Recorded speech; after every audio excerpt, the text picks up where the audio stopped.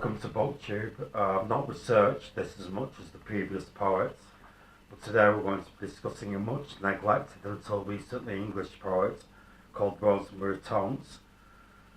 She wrote two books, Bedouin of London Evenings and Iliad of Broken Sentences. She was born in 1928 in Gillingham in Kent. She wrote most of her poetry during the 1950s and 1960s.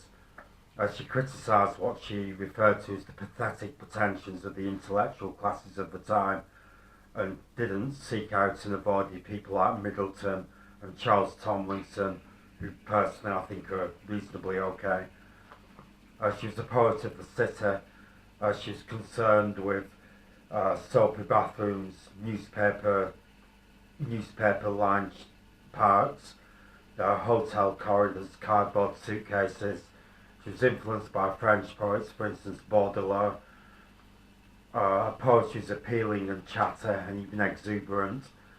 In the 1970s she was married to an engineer, later a financier, and they got divorced. She had other problems. She had an eye problem which made her blind, and she, due to some meditation she did on the fixed object of some religious practice, and she had bereavements. Due to these, she moved from London to Bournemouth and rejected poetry and became a fundamentalist Christian. She passed away in 2014, and many people asked what had happened to her in the 1970s, but she never went back to poetry. Here are four quotes from a city poet, Rosemary tonks. This is from Orpheus in Soho.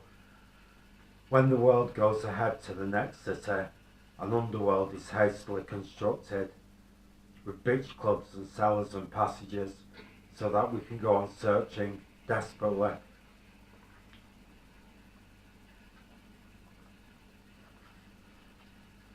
This is from The Little Cardboard Suitcase. With my cardboard suitcase full of Occidental literature, I reached this corner to educate myself against the sort of future they flung into my blood.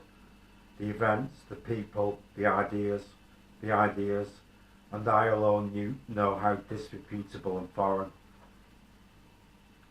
This is from the title poem, The Bedouin of London Evenings. Bedouin of the London evening, on the way to a restaurant my youth was lost, and like a medium who falls into a trance, so deep she can be scratched to death by her familiar at its leisure, I have lain rotting in a dressing gown while being savaged horribly by